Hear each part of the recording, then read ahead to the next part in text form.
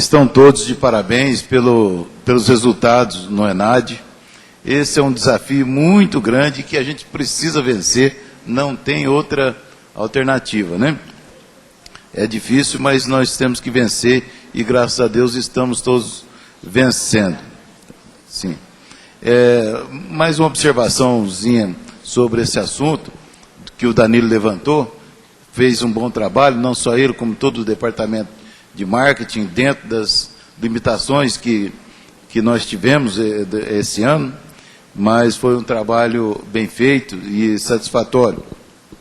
Gostaria de lembrar também que os resultados desse ano não são produto apenas da nossa atuação, da FEB ou do Departamento de Marketing, é também produto da realidade brasileira, né? A situação, como eu já alertei, já mencionei, a situação da economia brasileira nesse ano parou. Praticamente não haverá crescimento econômico e desemprego, uma série de todos os indicadores econômicos negativos. Então, realmente, o Brasil parou. E isso é motivo de muita preocupação, porque até aqui sobrevivemos, mas o que vai ser do ano que vem? É preciso, o país precisa reagir, né? E, evidentemente, o setor educacional é um dos primeiros que sente esse baque, né? Porque ninguém vai estudar se estiver desempregado, se não tiver condições de pagar a mensalidade, enfim, é uma situação muito difícil. Entendo que o caminho é melhorar a qualidade, sim, nós estamos atuando, trabalhando para isso, mas tem um outro ponto que nós devemos ter uma atenção muito especial, e cada vez mais, que é a questão da nossa estrutura de custos. Os nossos custos são muito altos comparativamente a outras instituições, as outras, de modo geral, instituições privadas, particulares. Esse é um ponto que nós precisamos ter uma atenção muito grande. Elas têm muito mais flexibilidade, como eu disse, né? Flexibilidade para contratar, para demitir, enfim, para reestruturar. E nós não temos essa flexibilidade. Então, nós precisamos ter uma atenção muito grande nesse aspecto aí. Mas, se Deus quiser, nós vamos vencer. Gostaria agora, antes de passar para o próximo ponto, de solicitar a prorrogação dos trabalhos até às 13 horas, porque já chegamos até ao meio-dia. Aqueles que são contrários à prorrogação, então, por favor, se manifestem. Aqueles que se abstêm, por favor, se manifestem. Aprovada a prorrogação, então. E vamos trabalhar com celeridade, que, se Deus quiser, nós vamos terminar. O próximo item da pauta é o 3.8, que trata de convênios entre o Unifeb e outras empresas. Aqui, na verdade, foi um assunto mais para o Consul tomar conhecimento dos convênios que estão sendo celebrados, que tradicionalmente são celebrados com outras empresas. Nós instituímos esse ano uma política mais objetiva, incentivando, vamos dizer assim, as empresas a mandarem, enviarem e participarem do financiamento dos seus alunos, do estudo dos seus alunos, né? Esperamos que nesse ano haja assim, um afluxo de alunos e um número maior de convênios. Então, vocês receberam aí a relação das empresas e instituições conveniadas com a FEB. Certo? O próximo item trata da aprovação das alterações no regimento interno. Do CETEC, primeiro. Do CETEC.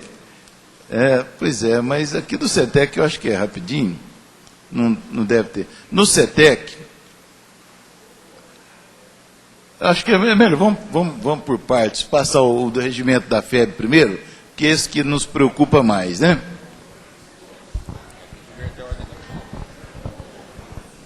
Regimento do Unifeb.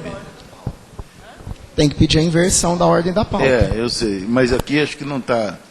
Cadê a pauta? Presta aqui. Aprovação do regimento.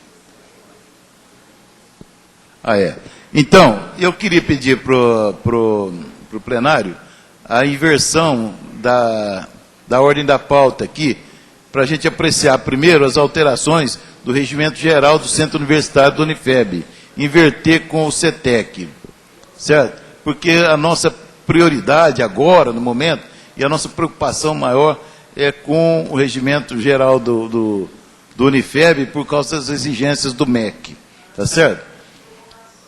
Já pedi, já foi aprovado, Douglas. Você aprovou e não viu. Bom, já foi, Douglas. Vamos lá. Então, aqueles que são contrários à inversão da ordem da pauta, por favor, se manifestem. Aqueles que se abstêm, por favor, se manifestem. Aprovada, então, a inversão. Vamos à aprovação das alterações do regimento geral do Unifeb. Então, aí é o seguinte, ó. Foi nomeada aqui no Consul uma comissão que foi presidida pelo Gustavo, né? Aliás, foi a mesma comissão que foi nomeada para revisar o estatuto e adequar o estatuto, que foi feito com muita competência. Essa comissão também preparou a adequação do regimento geral do Unifeb. E as sugestões da comissão estão em vermelho. E a grande maioria dessas sugestões são apenas adequações do novo estatuto e da lei complementar ao regimento, ou o contrário, adequação do regimento ao estatuto e à lei complementar. Então não são alterações assim polêmicas, não. A maioria dessas alterações, sugestões em vermelho. Além das sugestões em vermelho, tem aqui as em amarelo, que são sugestões do reitor, minhas. E, além disso, tem as que estão em verde, que são sugestões da CICE, destinadas a adequar o nosso regimento às exigências do Ministério da Educação. Tá certo? De modo, então, que vamos apreciar, eu acho que não haverá necessidade da gente ir ler artigo por artigo, mas eu vou colocando aquelas que eu considero as principais e aqueles que quiserem analisar, discutir um artigo em especial, é só se manifestar, tá certo? Cis. Só uma colocação. A ordem dos itens do nosso regimento sofreu uma alteração para atendimento a exigências do MEC. Tá? Nós recebemos uma diligência em relação ao regimento, que eles deixam claro lá o que precisa, e eles falavam, isso não consta no documento da instituição.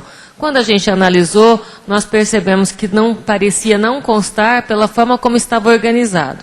Então, nós fizemos algumas mudanças na apresentação dos itens para ficar claro ao MEC, seguindo um parecer que existe, que eles indicam para que se redija estatutos e regimentos, além de um outro parecer que diz respeito ao atendimento dos itens, né, do regimento. Tá, obrigada.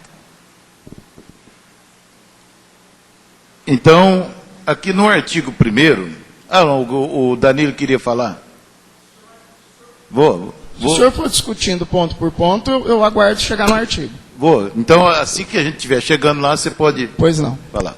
Bom, o artigo 1º, então, já tem logo uma emenda, que é uma sugestão da CICE, que trata de adequar a redação que o MEC exige, né? Então, o Centro Universitário da Fundação Educacional de Barretos, instituição de ensino superior pluricurricular comunitária com limite territorial circunscrito ao município de Barretos, Estado de São Paulo, é mantido pela Fundação Educacional de Barretos, pessoa jurídica de direito privado, entidade sem fins lucrativos, com sede e foro na cidade e comarca de Barretos, Estado de São Paulo. Seria conveniente colocar a Avenida Roberto Frade Monte? Melhor, né? Então, vamos já acrescentar na Avenida... Aqui, ó, com sede e foro na Avenida professor Roberto Fradimonte, 389, né? Vírgula, na cidade de Barretos, cidade e comarca de Barretos, continua, né? Com estatuto inscrito no cartório de registro de imóveis, títulos e documentos e civil de pessoa jurídica da cidade e comarca de Barretos, sob número 000, etc., né?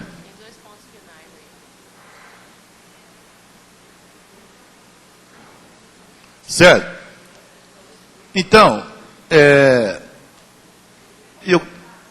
como? A comunitária é uma instituição que serve à comunidade, né? E tem uma lei federal que disciplina as instituições comunitárias e permitem a elas, vamos dizer assim, melhores vantagens para receber recursos, fazer convênios com o governo federal, etc. Por isso que é importante colocar essa qualificação aí. Não, nós somos comunitários. Estamos pleiteando a qualificação do Ministério da Educação, nesse sentido. Pessoal, comunitária é a instituição que não tem um dono, então ela não é privada, ela não visa fins lucrativos e ela atende às necessidades, ela está linkada à comunidade, tá? Que é o nosso caso, tá? Inclusive, por conta da lei agora, a gente está pleiteando a qualificação pelo MEC. Se nós obtivermos, a gente vai ter oportunidade de participar de editais públicos para pleitearmos recursos públicos, que até hoje a gente não pode receber. Tá? Então, com a lei de 2013, nós vamos poder, se qualificadas, eu acredito que vamos ser, podemos pleitear e participar de editais. Ok, então vamos fazer o seguinte, vamos fazer uma votação quase que simbólica aqui por capítulo, né? Capítulo 1 é o artigo 1º que traz essa emenda e tem o artigo 2º. O artigo 2º eu apenas também fiz uma adequação da fundamentação legal, né, atual, mencionando aqui a lei complementar 154, né, e o estatuto, tá certo? E o MEC também, passamos do Conselho Estadual para o Ministério da Educação. Só isso também. Depois, no artigo 3º, houve a inclusão em vermelho dos cursos novos que não estavam no regimento. Tá certo? Então, quero submeter à aprovação o capítulo 1º. Aqueles... Não, do título 1, né? Mas do capítulo 1º. Aqueles que são contrários, por favor, se manifestem. Aqueles que se abstêm, se manifestem. Aprovado, então, o capítulo 1º por unanimidade. Vamos assim, então, viu, Edna? O capítulo 2, que trata dos objetivos do centro universitário. A alteração sugerida lá, que tem por objetivos institucionais, depois formar diplomados, e é só... no parágrafo 2º do artigo 8º, quando fala da autonomia, né? Aliás, aí já é outro capítulo. Então, capítulo 2º, capítulo 2, melhor dizendo, vamos colocar... Gente, é a mesma coisa do anterior. Só mudou finalidade por objetivos, porque na diligência veio. A instituição não apresenta seus objetivos. Isso está escrito finalidades. Só isso. Questão de redação. Então, aqueles que são contrários à aprovação do capítulo 2, por favor, se manifestem. Os que se abstêm, aprovado por unanimidade, capítulo 2. Capítulo 3 agora, da autonomia. No capítulo 3, o parágrafo 2º do artigo 8º, também essa é sugestão da comissão, que diz: a criação de novos cursos de ensino superior, além de observar as exigências e os calendários dos órgãos responsáveis pela regulação de cursos, dependerá de prévia apresentação de projeto pedagógico, estimativa de impacto financeiro orçamentário e estudo de viabilidade que demonstre inexistência de colidência com outros cursos do centro universitário e pesquisa de mercado, observando-se obrigatoriamente para esse fim